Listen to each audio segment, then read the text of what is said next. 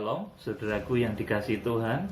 Saat yang berbahagia ini saya akan menyampaikan kebenaran firman Tuhan mengenai Yerusalem baru. Saudara, ini tertulis dalam Wahyu pasal 21 ayat 1, kemudian ayat 2, kemudian ayat selanjutnya ayat 9 dan selanjutnya. Saudaraku, saya akan bacakan, saudara simak baik-baik.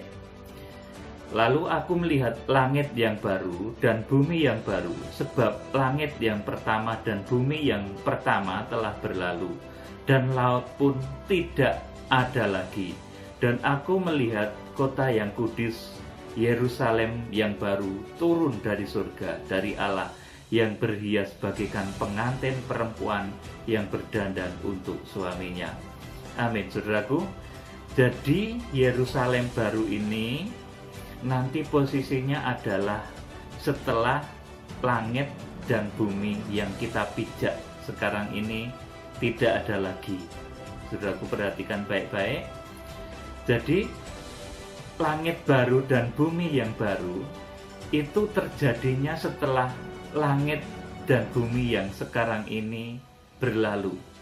Saudara, kalau saudara membaca di dalam kitab Wahyu pasal 20, di sana ada perang Gog-Magog, yaitu perang antara tubuh kebangkitan dari orang-orang yang tersesat, yang dihasut oleh iblis setelah 1000 tahun lamanya. Iblis, si ular tua itu dipenjara di satu jurang maut namanya.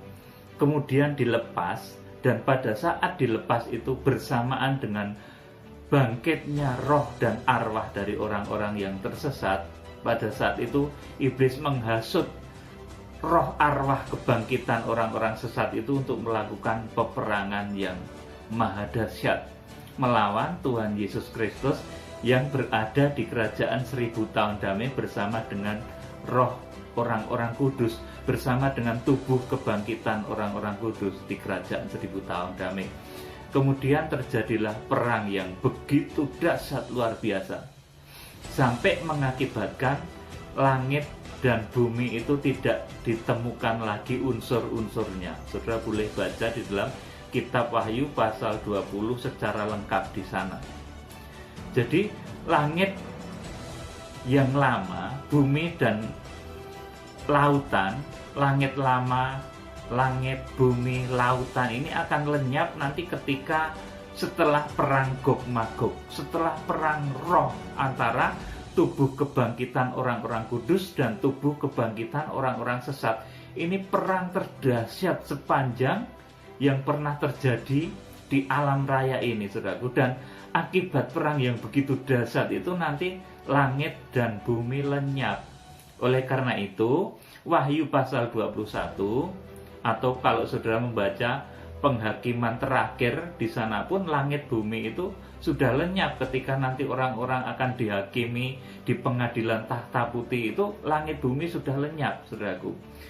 Di sini Wahyu pasal 21 lebih jelas lagi. Lalu aku melihat langit yang baru dan bumi yang baru, sebab langit yang pertama dan bumi yang pertama telah berlalu, dan laut pun tidak ada lagi. Dan aku melihat kota yang kudus, Yerusalem yang baru, turun dari surga, dari Allah, yang berhias bagaikan pengantin perempuan yang berdandan untuk suaminya. Amin, saudaraku.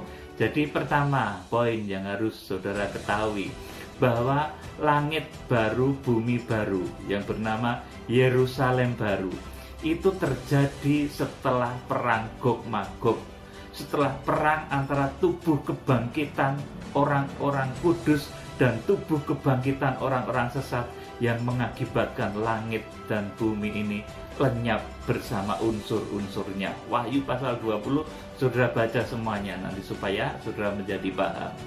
Saudara, kemudian karena langit baru dan bumi baru ini lenyap, maka kemudian Tuhan menyediakan satu tempat untuk orang-orang kudusnya yang bernama Yerusalem baru, saudaraku. Jadi Yerusalem baru ini adanya adalah setelah langit dan bumi ini lenyap. Jadi kalau ada orang yang ngomong Yerusalem baru itu berada di suatu tempat mungkin di Israel, itu salah, saudaraku, total salahnya. Ada lagi yang ngomong Yerusalem baru nanti disorong, saudaraku, itu juga salah fatal, saudaraku, karena dengan jelas Wahyu pasal 21 ini menulis bahwa Yerusalem baru ini, saudaraku, ini turun dari surga, saudaraku. Yerusalem baru ini ada sesudah langit yang baru dan bumi yang baru ini lenyap, tidak ada lagi, saudaraku. Jadi Yerusalem baru itu tidak ada di Israel, tidak ada di sorong, saudaraku. Melainkan Yerusalem baru ini terjadi dan ada itu sesudah langit dan bumi ini lenyap. Perhatikan baik-baik. Yerusalem baru ini ada dan terjadi sesudah langit dan bumi ini lenyap. Sebelum itu belum ada Yerusalem baru. Saudaraku yang dikasih Tuhan, ini pertama, poin pertama yang harus saudara perhatikan baik-baik. Jadi Yerusalem baru ini merupakan tempat kekal. Sudah tidak ada bumi dan langit ini lagi, saudaraku, yang bundar ini, saudaraku. Jadi saudaraku, kenapa toh Yerusalem baru ini nanti bentuknya kota? Kalau sudah membaca di dalam kitab Wahyu pasal 21 ayat yang ke 16, saudara, kita akan membaca kitab Wahyu pasal 21 ayat 16. Kota itu bentuknya 4 persegi, panjangnya sama dengan lebarnya, dan ia mengukur kota itu dengan tongkat itu 12.000 stadia, panjangnya dan lebarnya dan tingginya sama.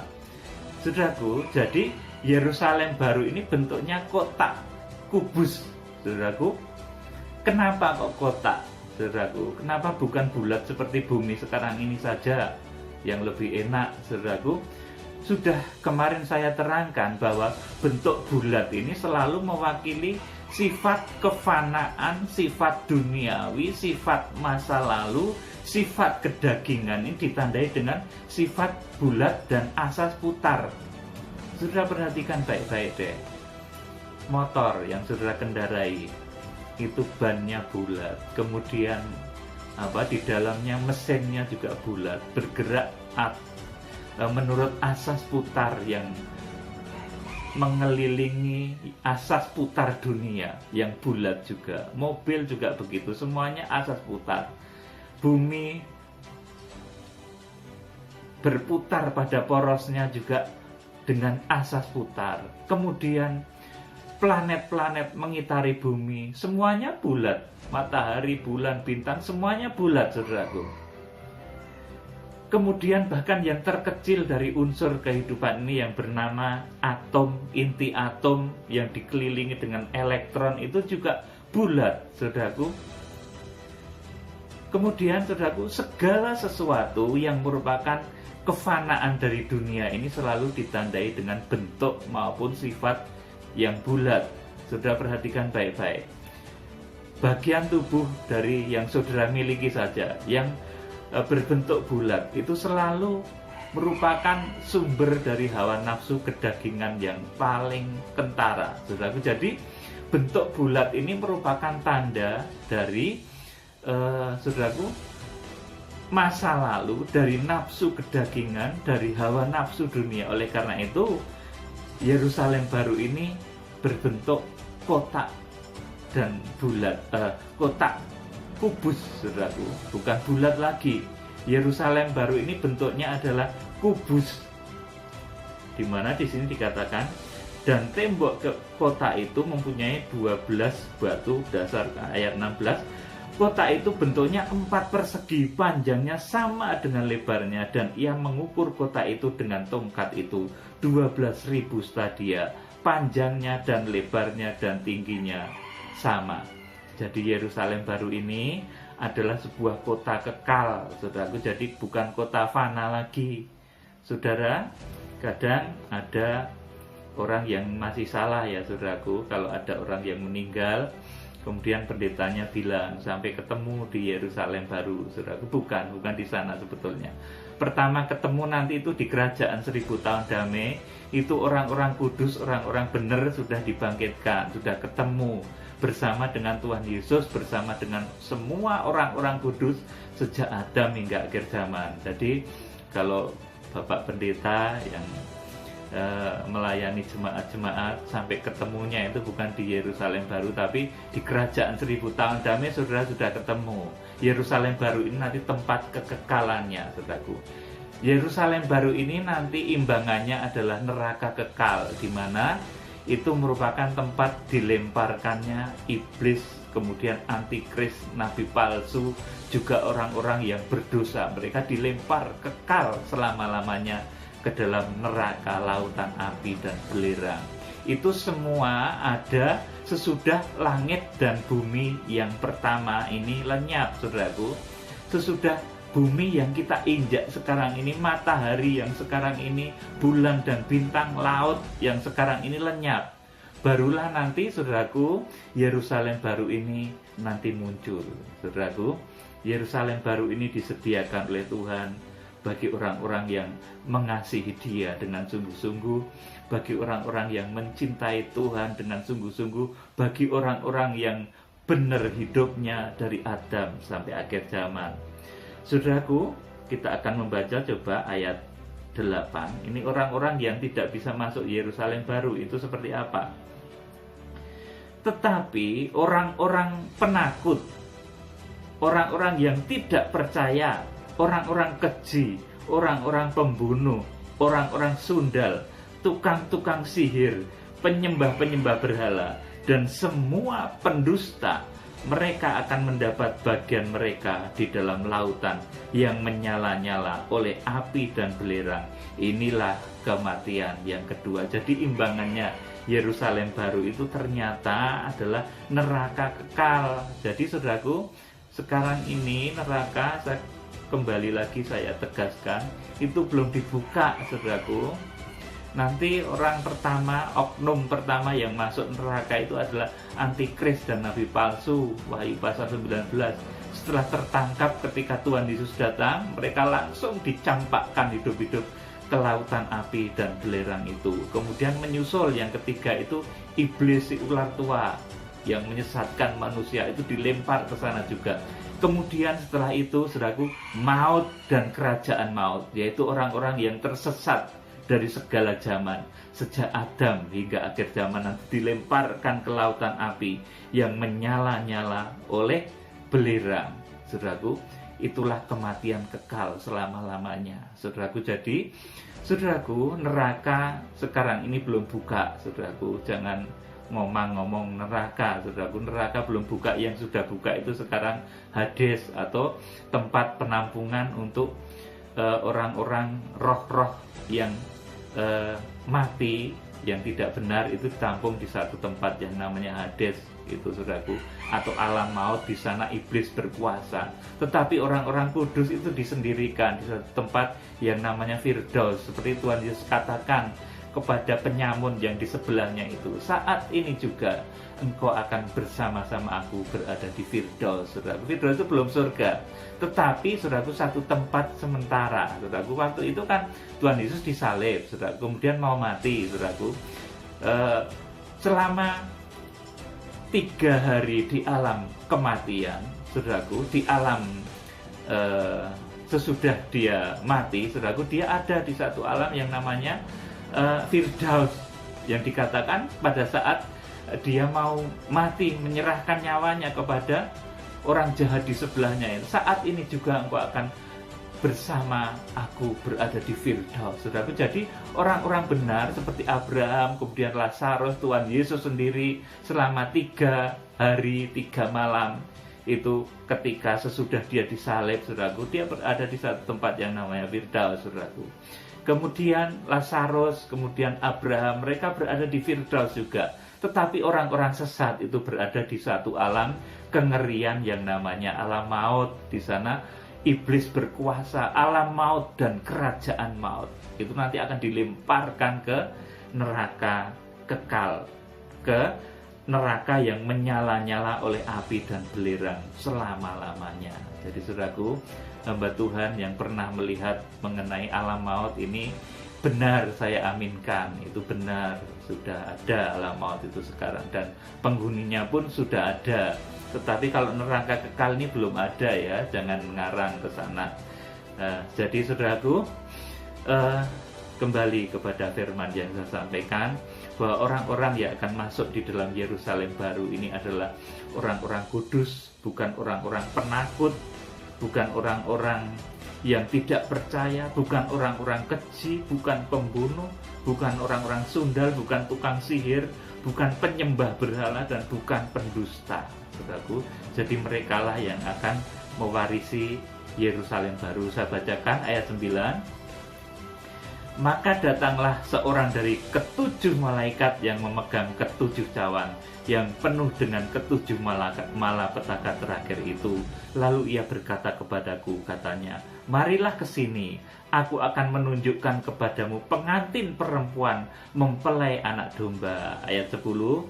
Lalu di dalam roh ia membawa aku ke atas sebuah gunung yang besar lagi tinggi, dan ia menunjukkan kepadaku kota kudus Yerusalem turun dari surga dari Allah.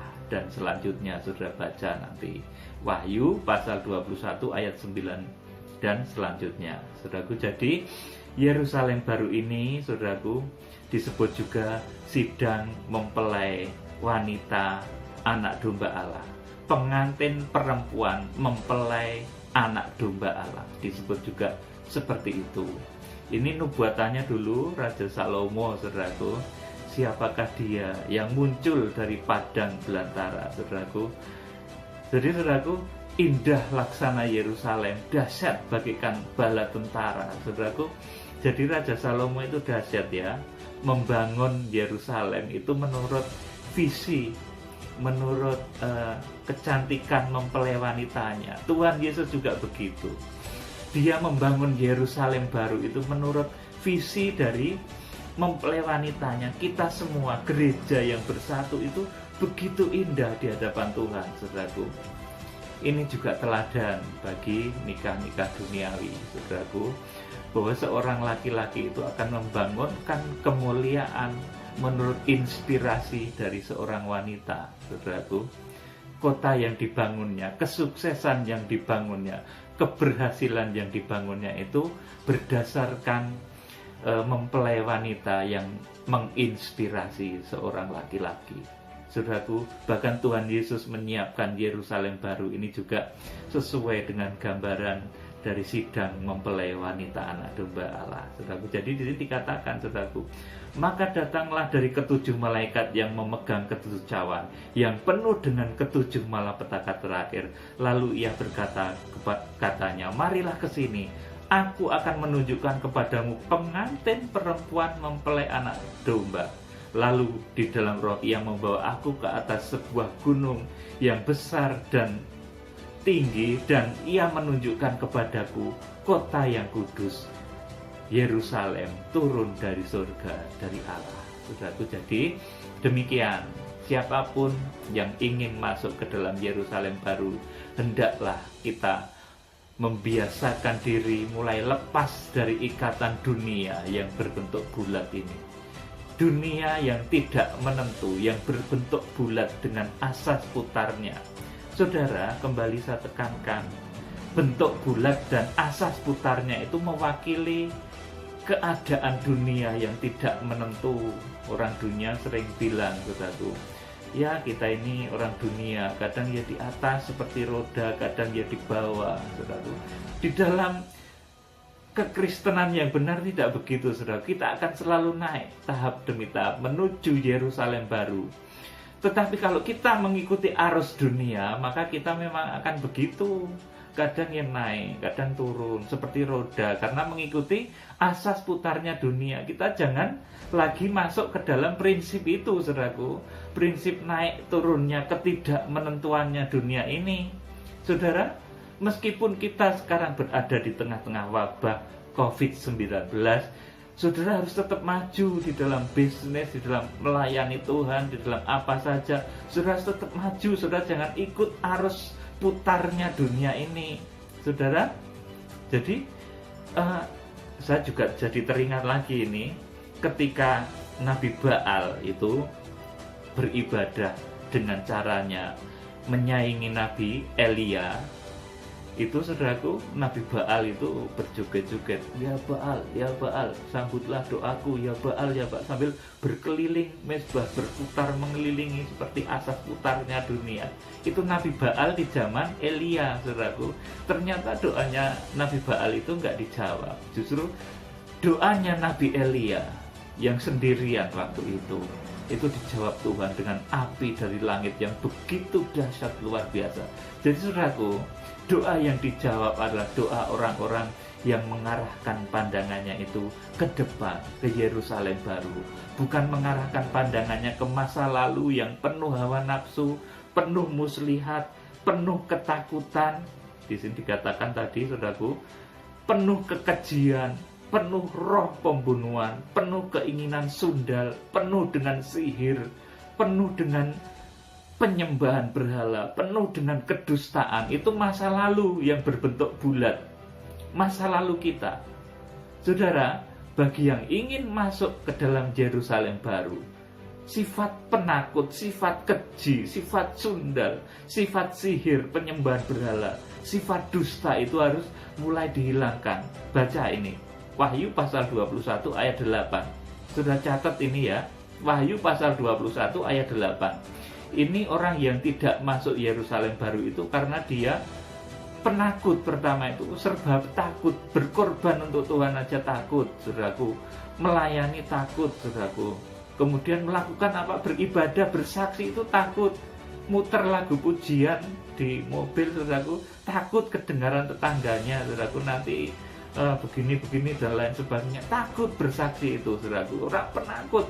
Kemudian orang-orang keji, orang-orang pembunuh, orang-orang sundal, tukang-tukang sihir, penyembah berhala, dan semua pendusta itu tidak akan masuk Yerusalem baru, tapi akan dilemparkan ke dalam lautan api yang menyala-nyala oleh belerang, saudaraku. Jadi sekali lagi, Yerusalem baru yang berbentuk kota atau kubus itu menggambarkan kepastian masa depan kita. Jadi siapapun saudara yang saat ini mengarahkan pandanganmu kepada Tuhan Yesus, kepada kepastian dunia, yaitu Tuhan Yesus Kristus, saudara akan dibawa kepada masa depan yang penuh kepastian. Saudara tidak akan ikut lagi filsafat dunia yang kalau naik ya naik, kita seperti roda pedati yang kadang di atas, kadang di bawah. Itu akan saudara libas. Filsafat dunia itu akan saudara makan, saudara libas habis-habisan. Saudara akan menang mengatasi itu. Saudara akan step by step menuju kepada kesempurnaan, yaitu Yerusalem baru yang berbentuk kubus, tidak berbentuk lagi bulat seperti dunia ini. Saudara tidak akan dibuat pusing 7 keliling. Saudara, pusing itu artinya buyar, muter, saudara. Karena saudara nanti memiliki Yerusalem baru yang penuh kepastian, saudara. Jadi saya menghimbau melalui firman Tuhan kali ini ada beberapa pesan. Saudara ingat baik-baik dari awal, Yerusalem baru ini adalah sesudah langit dan bumi ini lenyap adanya. Yerusalem baru bukan di Israel. Yerusalem baru tidak di Amerika. Yerusalem baru juga tidak di Sorong, yang gedebus itu, saudaraku. Pasti bohong itu, saudaraku. Karena Alkitab sudah mencatat Yerusalem baru itu turun dari surga setelah langit dan bumi ini lenyap. Saudaraku yang dikasih Tuhan, kita itu harus mengerti firman Tuhan dan juga harus dikuasai Roh Kudus sehingga kita terbang dengan 2 sayap burung nasar. Jangan saudara itu pinter firman tok, tidak tahu kuasa Roh Kudus, nanti saudara jadi orang Farisi. Pinter ngomong tapi nggak pernah ada kuasa yang menyertai. Saudara juga jangan kemeroh, apa-apa dikit-dikit Roh Kudus, nanti saudara jadi seperti dukun. Saudara nggak benar juga, nggak seimbang, saudara. Nanti saudara akan masuk kepada arus yang tidak benar di akhir zaman. Oleh karena itu, saudara harus benar-benar di dalam Tuhan seimbang antara firman Tuhan dan Roh Kudus, dan kita setia melangkah kepada hari depan yang penuh kepastian, yaitu Yerusalem baru. Salam penuaian. Tuhan Yesus memberkati saudara. Haleluya. Amin.